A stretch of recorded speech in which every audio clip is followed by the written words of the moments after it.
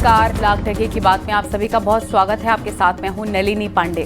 नमस्कार, मैं हूं आपके साथ में मनदीप। लाख टके की बात में आज सबसे पहले बात होगी संजय निषाद ने कुछ दिन पहले ही गठबंधन को लेकर बीजेपी को दो टूक बयान दिया था, जिस पर अब यू टर्न ले लिया है। उसके बाद बात करेंगे अखिलेश यादव ने बीजेपी को यूज करने वाली पार्टी बताकर बाकी दलों के पीडीए नेताओं को एसपी में आने का ऑफर दिया है, जिस पर ओपी राजभर ने पलटवार किया। और फिर आगे आपको बताएंगे इटावा में प्रधानमंत्री मोदी की मां के अपमान को लेकर बीजेपी के विरोध प्रदर्शन के खिलाफ कांग्रेस भी उतर आई है, जिसके बाद में पथराव की नौबत आ गई। साथ ही बात होगी चीन में शी जिनपिंग और पुतिन, जहां पर पीएम मोदी से गर्मजोशी के साथ मिलते नजर आए हैं। वहीं पर शहबाज शरीफ कोने में खड़े दिखाई दिए। बताएंगे कैसे हुई शहबाज की इंटरनेशनल बेइज्जती। अब आपको खबरें दिखाते हैं विस्तार से।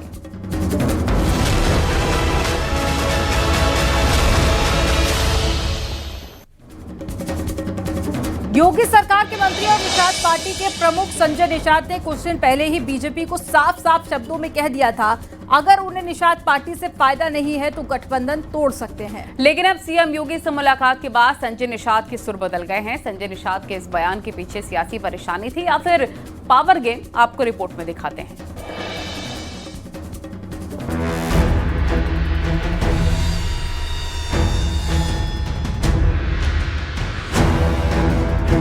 एनडीए के सहयोगी दलों में शामिल निषाद पार्टी के अध्यक्ष संजय निषाद यूपी सरकार में मंत्री हैं। लेकिन कुछ दिन पहले संजय निषाद ने बयान दिया था, अगर बीजेपी को लगता है कि निषाद पार्टी से उसे कोई फायदा नहीं है तो गठबंधन तोड़ दें। बीजेपी अपने छुटभैया नेताओं से सहयोगी दलों के खिलाफ बयानबाजी कर माहौल खराब न करे। संजय निषाद के बयान के बाद सियासी घमासान तेज हो गया। हालांकि अब निषाद ने अपने सुर बदल लिए हैं। उनका कहना है कि सीएम योगी और डिप्टी सीएम ब्रजेश पाठक से मुलाकात की है। गठबंधन में कोई दिक्कत नहीं है। अब पावर मोदी योगी के पास है, अब बाकी तो हमारा पावर छीनने वाले हैं, ये देने वाले हैं। हमको लगता है इनके साथ रहने से तो डिप्टी सीएम साहब हैं और माननीय सीएम साहब हैं, एक अभिभावक के रूप में, तो अभिभावक के साथ अपनी बात को शेयर करना आवश्यक है ना। तो इसलिए अनौपचारिक नहीं, ये तो रूटीन है। योगी सरकार में मंत्री ओपी राजभर का कहना है कि ये संजय निषाद की प्रेशर पॉलिटिक्स नहीं है। कुछ छुटभैया नेता हैं जो संजय निषाद की लोकप्रियता से परेशान हैं। नेताओं को टीवी पर दिखेंगे कैसे? कोई शगुफा छोड़ेंगे तभी न दिखेंगे। कोई प्रेशर बना रहे हैं क्या वो? नहीं, कोई प्रेशर नहीं। आपका भी नाम ले रहे हैं। देखिए, वो कुछ छुटभैया नेता हैं जो डॉक्टर संजय निषाद जी की बढ़ती हुई लोकप्रियता से परेशान हैं। तो इतने कमजोर हो गए संजय निषाद? कहाँ कमजोर हैं? कमजोर होते तो ताल से निकाल करके ताल कटोरा पहुंचा दिए। दिल्ली कम है। संजय निषाद बीजेपी नेताओं पर ऐसे ही नहीं भड़के हैं, बल्कि उन्हें लगता है कि बीजेपी अपने निषाद चेहरों को आगे कर निषाद पार्टी को कमजोर करने में जुटी है। वहीं डिप्टी सीएम ब्रजेश पाठक और सीएम योगी से मुलाकात के बाद संजय निषाद के सुर और तेवर बदल गए हैं। Bureau report, news 18, Uttar Pradesh, Uttarakhand. साल 2027 के लिए एसपी ने पुराना दांव एक बार फिर से खेल दिया है। अखिलेश यादव बीजेपी को लगातार इस्तेमाल करने वाली पार्टी बता रहे हैं। दरअसल अखिलेश बीजेपी नेताओं पर मनोवैज्ञानिक दबाव बना रखे। सवाल यही है कि क्या अखिलेश पीडीए के नाम पर बीजेपी के नेताओं को पार्टी में आने का ऑफर दे रहे हैं? आपको रिपोर्ट में दिखाते हैं।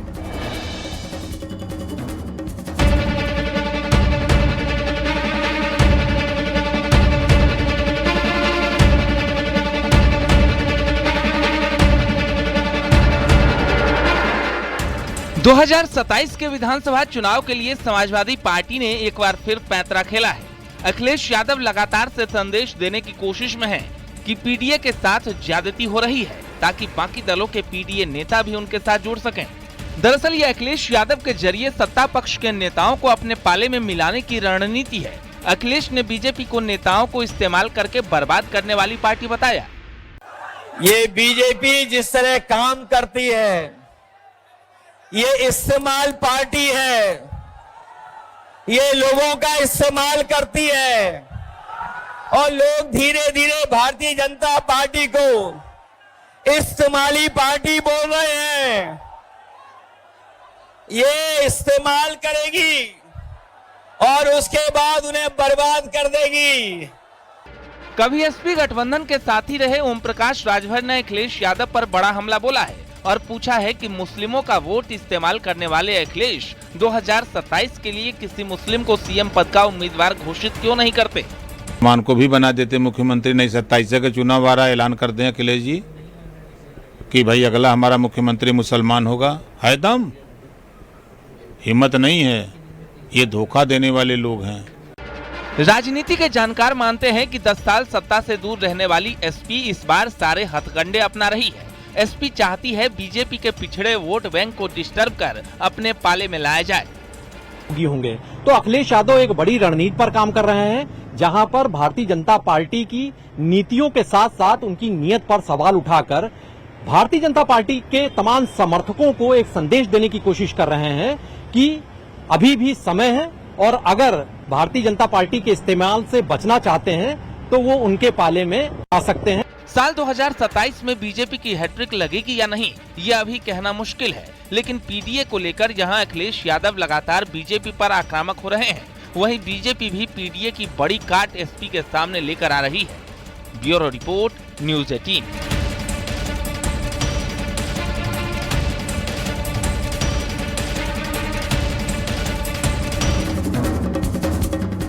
इटावा में बीजेपी के विरोध प्रदर्शन के दौरान जमकर हंगामा हो गया। दरअसल पीएम मोदी की मां के अपमान के खिलाफ बीजेपी विरोध प्रदर्शन कर रही थी। बीजेपी का आरोप है कि कांग्रेसियों ने उनके ऊपर पथराव कर दिया। वहीं कांग्रेस का कहना है कि बीजेपी ने पहले उन्हें उकसाया, जिसके बाद हंगामा और पथराव की नौबत आई। कांग्रेस का कहना है कि पथराव बीजेपी के कार्यकर्ताओं ने भी किया, लेकिन पुलिस एक तरफा कार्रवाई कर रही है। दिखाते हैं आपको रिपोर्ट।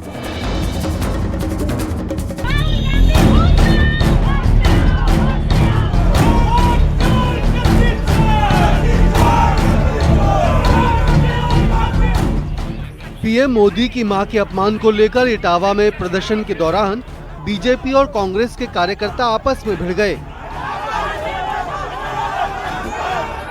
दोनों पार्टी के कार्यकर्ता एक दूसरे पर पत्थरबाजी का आरोप लगा रहे हैं।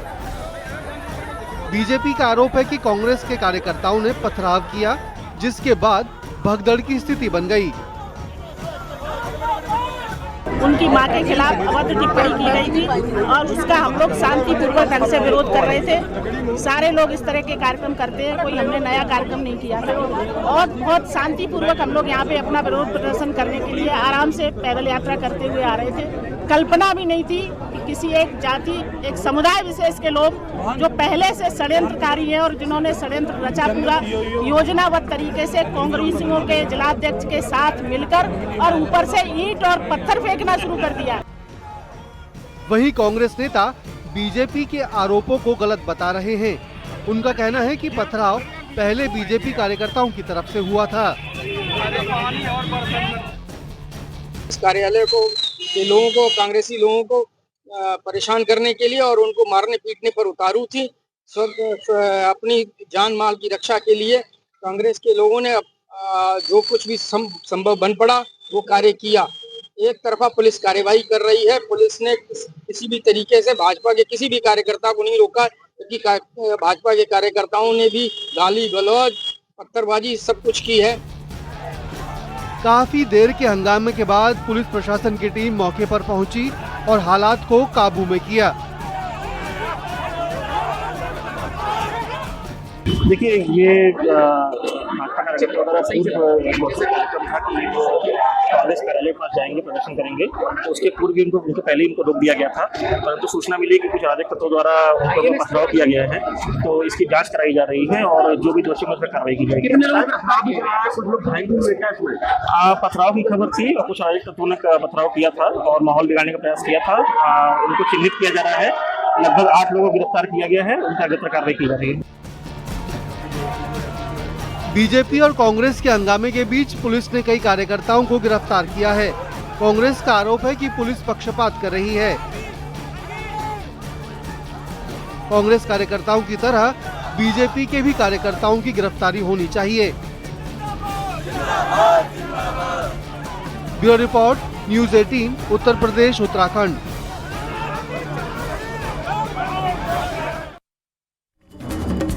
चीन के तियानजिन में हुए एससीओ शिखर सम्मेलन के दौरान अनोखा और दिलचस्प नजारा देखने को मिला। इसमें प्रधानमंत्री नरेंद्र मोदी और रशिया के यानी रूस के राष्ट्रपति व्लादिमीर पुतिन और चीन के राष्ट्रपति शी जिनपिंग की जबरदस्त केमिस्ट्री देखने को मिली। जियोपॉलिटिक्स की दुनिया में इस वीडियो ने तूफान मचा दिया। वहीं इस शिखर समिट में मोदी पुतिन की दोस्ती का दम भी दिखा। पाकिस्तान की इंटरनेशनल बेइज्जती भी हुई और ट्रंप की टैरिफ वाली दादागिरी की हवा भी निकल गई। आपको रिपोर्ट में दिखाते हैं।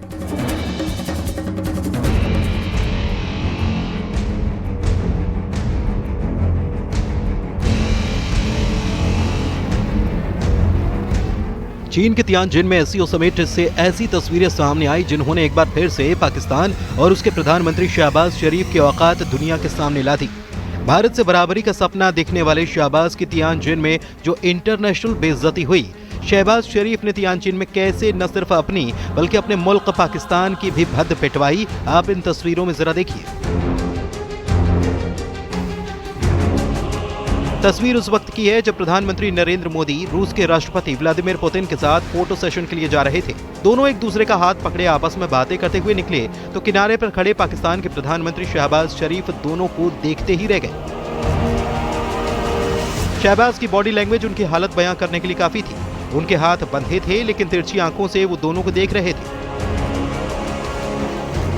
वहीं मोदी पुतिन के हाव भाव से ऐसा लग रहा था जैसे वो शहबाज को पूरी तरह से इग्नोर करते हुए आगे निकल गए। शहबाज का चेहरा देखने लायक था। चेहरे की हवाइयां उड़ी हुई थीं, आंखों में घबराहट थी, लेकिन वो मोदी पुतिन को उस वक्त तक देखते रहे जब तक कि वो दोनों अपनी तय जगह पर नहीं पहुंच गए। रूस के राष्ट्रपति पुतिन चीन में प्रधानमंत्री मोदी से दिल खोलकर मिले। दोनों की मुलाकात ऐसी हुई कि पाकिस्तान के प्रधानमंत्री शहबाज शरीफ बगले झांकने लगे। कुछ देर बाद प्रधानमंत्री मोदी ने खुद एक ऐसी तस्वीर शेयर की जिसने उनके पुतिन से नजदीकी और पुतिन के लिए मोदी के मायने को बता दिया। रूस के राष्ट्रपति पुतिन और प्रधानमंत्री मोदी एक कार में सफर करते हुए नजर आए। रूस की रोल्स रॉयस कही जाने वाली ये कार पुतिन के खास निर्देश पर सिर्फ उनके लिए बनाई गई है और इस कार में द्विपक्षीय वार्ता के लिए पुतिन अपने जिगरी दोस्त के साथ निकले। चाहे शहबाज शरीफ के सामने मोदी और पुतिन का निकल जाना हो, चाहे एक कार में मोदी और पुतिन का सवार होना, एससीओ समिट से सामने आई ये तस्वीरें ग्लोबल ट्रेंड बन गई। एससीओ समिट से एक और तस्वीर सामने आई और वो थी गर्मजोशी के साथ प्रधानमंत्री मोदी, रूस के राष्ट्रपति पुतिन और चीन के राष्ट्रपति शी जिनपिंग का हाथ मिलाना। इन तस्वीरों ने यकीनन खुद को दुनिया की महाशक्ति मानने वाले कईयों के चेहरे की हवाइयां उड़ा दी होंगी और खासकर अमेरिकी राष्ट्रपति डोनाल्ड ट्रंप। एससीओ शिखर सम्मेलन के शुरू होने से पहले पीएम मोदी और पुतिन आपस में चर्चा करते दिखे। दोनों की बातचीत को चीन के राष्ट्रपति शी जिनपिंग सुनते नजर आए। फोटो सेशन के पहले ही नहीं बल्कि फोटो सेशन के तुरंत बाद भी पीएम मोदी, राष्ट्रपति पुतिन और शी जिनपिंग पहले की ही तरह गर्मजोशी के साथ मिले। ये तस्वीरें ऐसे वक्त पर सामने आई जब रूस से तेल खरीदने का हवाला देकर अमेरिकी राष्ट्रपति डोनाल्ड ट्रंप ने भारत पर 50% का टैरिफ लगाया और अब इन तस्वीरों ने विदेशी व्यापार में दादागिरी दिखाने वालों को करारा जवाब दिया। एससीओ समिट के आखिरी दिन दिखी पीएम मोदी, राष्ट्रपति पुतिन और शी जिनपिंग की ट्रायो टैंगो ने बड़े बड़े देशों को कड़ा संदेश दिया है और दुनिया के सामने एक नई युग की शुरुआत। Bureau report, news 18। चीन में एससीओ समिट में आतंकवाद के खिलाफ भारत को बड़ी सफलता मिली है। घोषणा पत्र में पहलगांव में हुए आतंकवादी हमले की कड़ी निंदा की गई है। इस दौरान पाकिस्तान के प्रधानमंत्री शहबाज शरीफ भी मौजूद थे। घोषणा पत्र में कहा गया है कि इस हमले के आतंकी, उनके मददगार और साजिश रचने वाले को सजा दिलाना जरूरी है। दिखाते हैं आपको रिपोर्ट।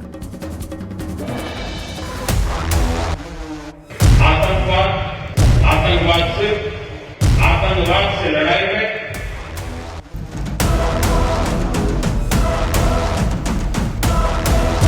एससीओ घोषणा पत्र में आतंकवाद पर मुखर। आतंक पर पीएम मोदी के साथ 20 देश। पीएम मोदी का आतंक पर प्रहार, आधी दुनिया ने किया स्वीकार। एससीओ समिट में प्रधानमंत्री मोदी ने 10 बार आतंकवाद का जिक्र किया। आतंकवाद, अलगाववाद, आतंकवाद सिर्फ किसी देश की सुरक्षा ही नहीं, आतंकवाद से लड़ाई में भारत ने एकजुटता पर आतंकी संगठनों से लड़ने का, टेरर फाइनेंसिंग के खिलाफ निर्मम आतंकवाद का दंश झेल रहा। टेररिज्म का बहुत ही घिनौना आतंकवाद का खुलेआम समर्थन, आतंक आतंकवाद पर कोई भी आतंकवाद का हर रंग में, हर रूप में। पीएम मोदी ने एससीओ समिट में पाकिस्तान के प्रधानमंत्री शहबाज शरीफ के सामने पहलगाम हमले का जिक्र किया और आतंक का साथ देने वाले देशों को खरी खोटी सुनाई। भारत पिछले 4 दशकों से निर्मम आतंकवाद का दंश झेल रहा है। हाल ही में हमने पहलगाम में टेररिज्म का बहुत ही घिनौना रूप देखा। इस दुख की घड़ी में जो मित्र देश हमारे साथ खड़े रहे, मैं उनका आभार व्यक्त करता हूं। एससीओ समिट में पाकिस्तान के प्रधानमंत्री शहबाज शरीफ पूरी तरह अलग थलग दिखे। रूस के राष्ट्रपति पुतिन ने प्रधानमंत्री मोदी को गले लगाया, उनका हाथ पकड़कर चले और बगल में ही शहबाज शरीफ एक जगह पर अलग थलग खड़े दिखे। और थोड़ी देर बाद ही बैठक में शहबाज शरीफ के सामने ही प्रधानमंत्री नरेंद्र मोदी आतंकवाद और आतंक पर दोहरा रवैया रखने वाले देशों को लताड़ लगाते नजर आए। सुरक्षा, शांति और स्थिरता किसी भी देश के विकास का आधार है, किंतु इस मार्ग में आतंकवाद, अलगाववाद और अतिवाद बड़ी चुनौतियां हैं। आतंकवाद सिर्फ किसी देश की सुरक्षा ही नहीं, बल्कि पूरी मानवता के लिए एक साझा चुनौती है। कोई देश, कोई समाज, कोई नागरिक अपने आप को इससे सुरक्षित नहीं समझ सकता। एससीओ समिट में प्रधानमंत्री मोदी ने न सिर्फ आतंकवाद का जिक्र किया, बल्कि सवाल उठाया कि कुछ देशों का आतंकवाद को खुला समर्थन कैसे स्वीकार किया जा सकता है। यह मानवता में विश्वास रखने वाले हर देश, हर व्यक्ति को खुली चुनौती थी। ऐसे में प्रश्न उठना स्वाभाविक है, क्या कुछ देशों द्वारा आतंकवाद का खुलेआम समर्थन हमें स्वीकार्य हो सकता है? प्रधानमंत्री नरेंद्र मोदी के आतंकवाद पर किए गए प्रहार को और उनके उठाए सवाल को एससीओ में स्वीकार किया गया और ज्वाइंट डिक्लेरेशन जारी किया गया। ज्वाइंट डिक्लेरेशन में 22 अप्रैल को जम्मू कश्मीर के पहलगाम में हुए आतंकी हमले की निंदा की गई। साथ ही आतंकवादियों, उनके मददगार और साजिश रचने वालों को न्याय के दायरे में लाने की मांग की गई। सदस्य देशों ने दोहराया कि आतंकवाद, अलगाववाद और अतिवाद के खिलाफ उनकी लड़ाई जारी रहेगी। एससीओ के मंच से साफ संदेश दिया गया कि आतंकवाद को किसी भी बहाने या फायदे के लिए इस्तेमाल करना किसी भी हाल में स्वीकार नहीं होगा। इस डिक्लेरेशन में भारत की पहल और योगदान को खास तौर पर मान्यता दी गई। One earth, one family, one future की थीम की गूंज सुनाई दी।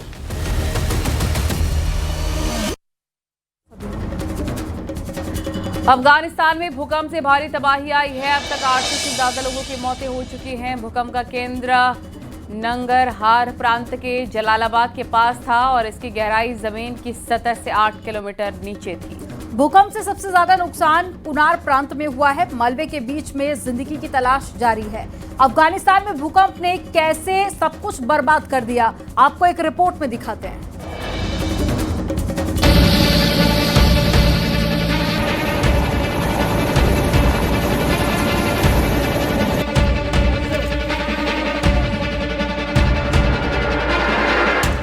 अफगानिस्तान में रविवार की देर रात आए भूकंप ने तबाही मचा दी है। भूकंप की तीव्रता 6.0 रही, जिसकी वजह से दिल्ली तक धरती कांप उठी। इस भूकंप से लगभग 800 से ज्यादा लोगों की मौत हो गई है। 1000 से ज्यादा लोग घायल बताए जा रहे हैं। भूकंप से सबसे ज्यादा नुकसान कुनार प्रांत में हुआ है, जहां नूरगल, चावके और वटापुर 3 गांव पूरी तरह से तबाह हो गए हैं। वहीं मलबे के बीच जिंदगी की तलाश भी जारी है। तस्वीरों से पता चलता है कि भूकंप कितना तेज था, जो जहां थे वहीं बैठ गए। तेज तूफान के साथ हिलती धरती ने सबको डरा दिया। कोई हाथों में बच्चों को उठाए भाग रहा था तो कोई सुरक्षित जगह ढूंढता दिखा। भूकंप का केंद्र नंगरहार प्रांत के जलालाबाद के पास था और इसकी गहराई जमीन की सतह से 8 किलोमीटर नीचे थी। हेलीकॉप्टर के जरिए लोगों का रेस्क्यू किया गया। अफगानिस्तान में भयानक भूकंप का इतिहास रहा है। 7 अक्टूबर 2023 को अफगानिस्तान में 6.3 तीव्रता का भूकंप आया था, जिसके बाद तेज झटके आए। तालिबान सरकार का अनुमान है कि कम से कम 4000 लोग मारे गए। वहीं संयुक्त राष्ट्र ने मरने वालों की संख्या लगभग 1500 से कम बताई थी। ये हाल की स्मृति में अफगानिस्तान पर आई सबसे घातक प्राकृतिक आपदा थी। Bureau report, news 18, UP Uttarakhand.